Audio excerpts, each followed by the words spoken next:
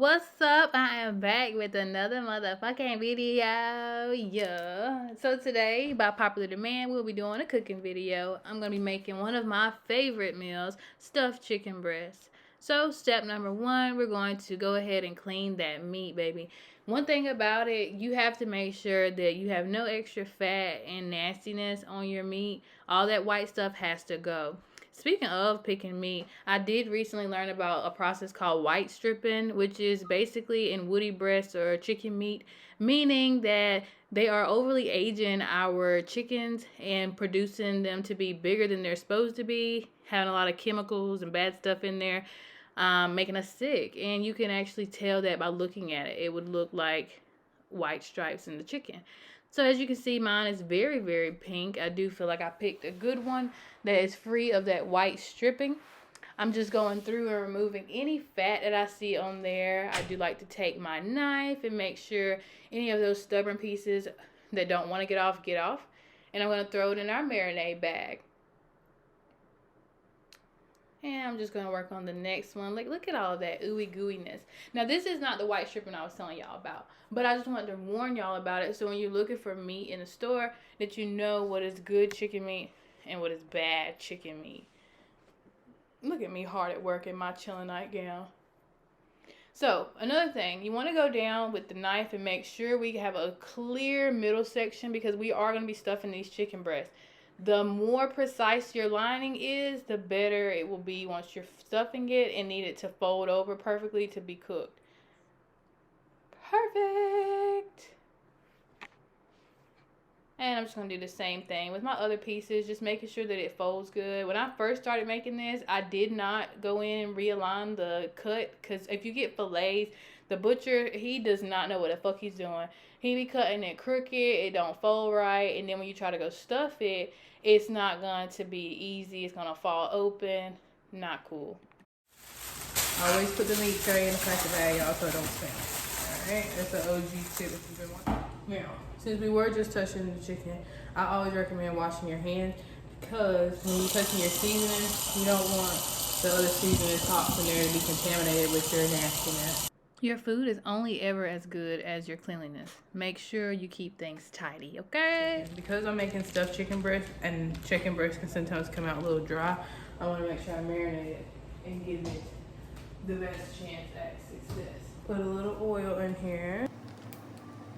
I'm also going to throw a little bit of onion powder, garlic powder, Creole slap your mama, paprika for color, some adobo for flavor, pepper, and of course I like to have a little dash of seasoned salt.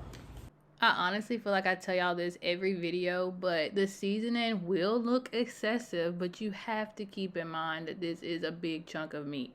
Meaning, when you eat your serving size of meat, you are not eating every single condiment that went in here. I mean, you are, but you're not eating it, the amount of it. So don't be in my comments talking me to death about cholesterol and all the other bullshit that don't nobody care about because the food is going to be good, okay? Follow my tips to the T, and I promise you, you will love this meal.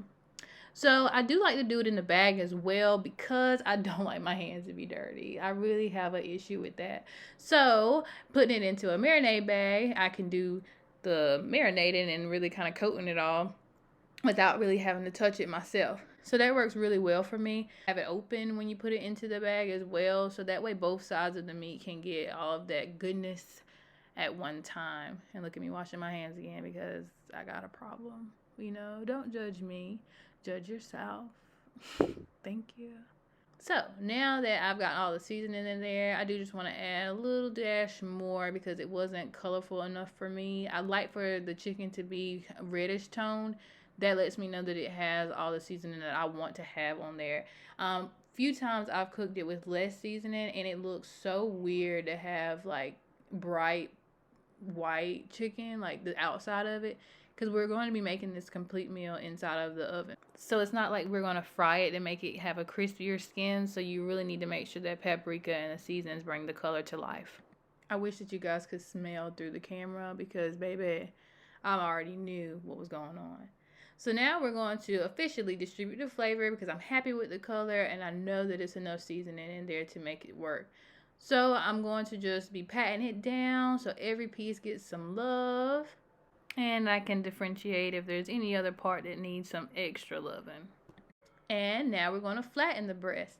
The flatter the better. When you're cooking it and it comes time to stuffing it, if it is not flat, it's kind of bulky, it won't close properly. So the flatter the better.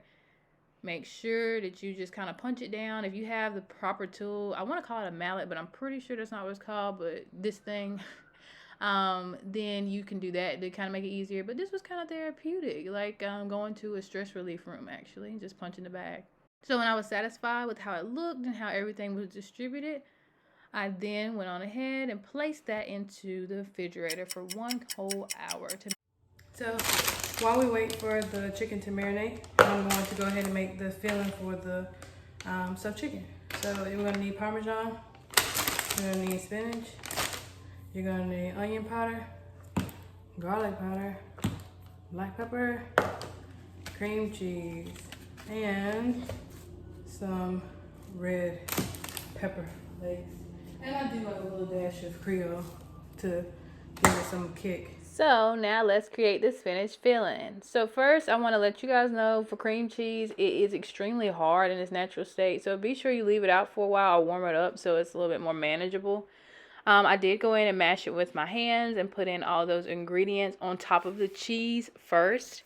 The reason being, I just feel like because the cheese really holds everything together, that's what needs to have the flavor on it versus the actual green part of the spinach.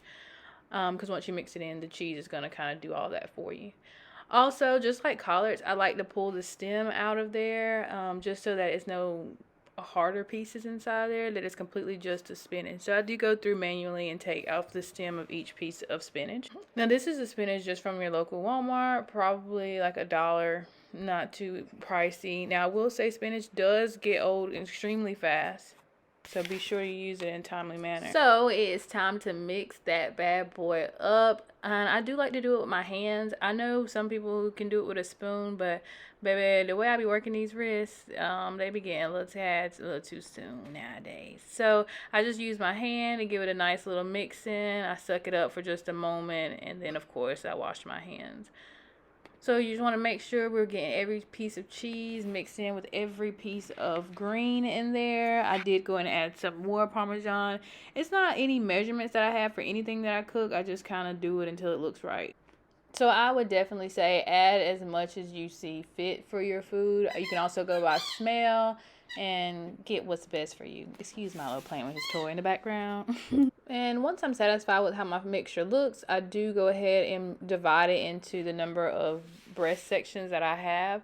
So that way I can kind of see if I need any more or if I'm right at the amount that I need for what I'm cooking. And we're just going to throw that into the refrigerator with the marinating chicken. Look at this guy. He's always right there, ready to help me eat whatever falls on the floor. Come on. I got a milk bone.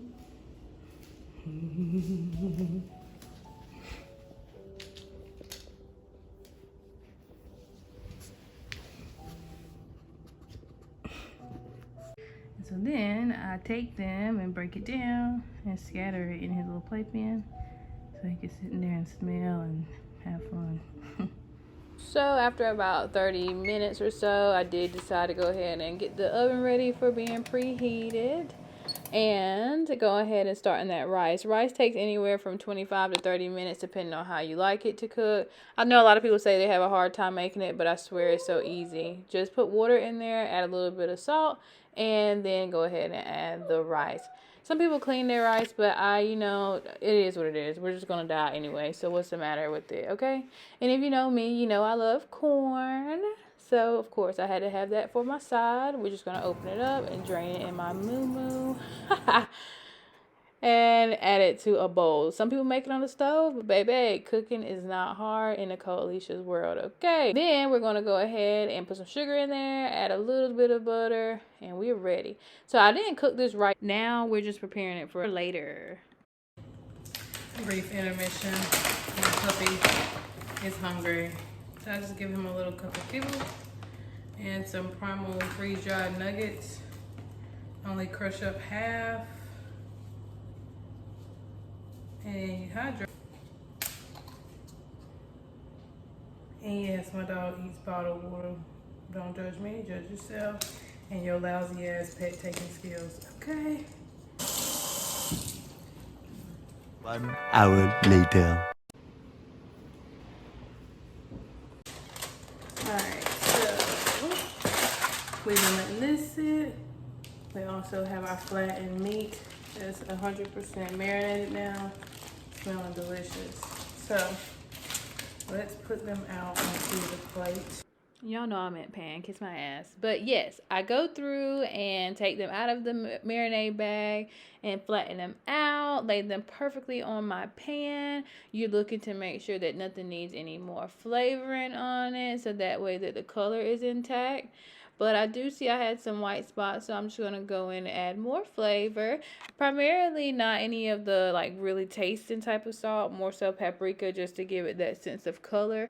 And some onion flakes for some razzle dazzle. So we are literally almost at the home stretch. I'm just going in and cutting the breast in half. I do notice that I don't eat a whole chicken breast in one sitting. So breaking it in half gives me more food to look at. So who doesn't love that? We love that. I love that. Do you love that? Because I love that. So I'm just going in and putting it in 2 pieces. And then we're going to stuff this bad boy.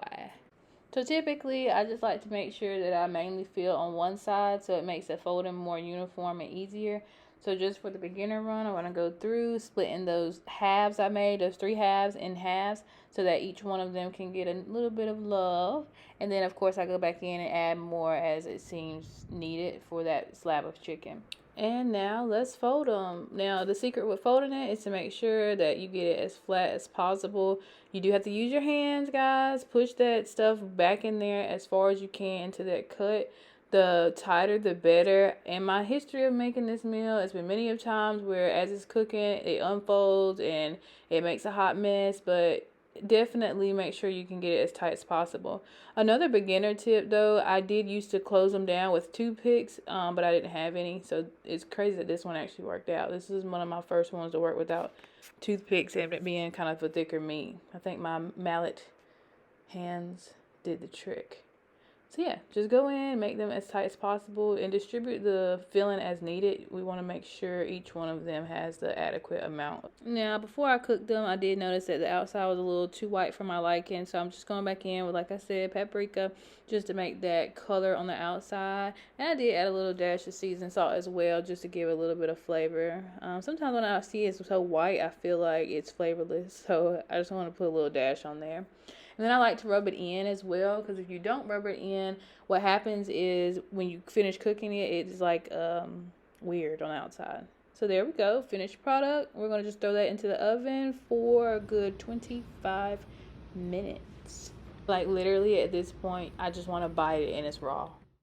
And after 25 minutes, here are the results. Our beautiful oven cooked chicken, as well as some white rice that was perfectly cooked with some corn on the side. Corn is like 99 cents, rice is $1. The chicken breast is probably no more than $5. Spinach is $1. So it's a very cost-effective meal that can feed a family of up to 5 to 6 people, depending on how much that you eat. But as always, thank you guys for watching. I hope that you try this. If you do, send me pictures. I'll be more than happy to share it on my next video. Thanks so much for supporting me. Go subscribe and watch my other videos. Peace.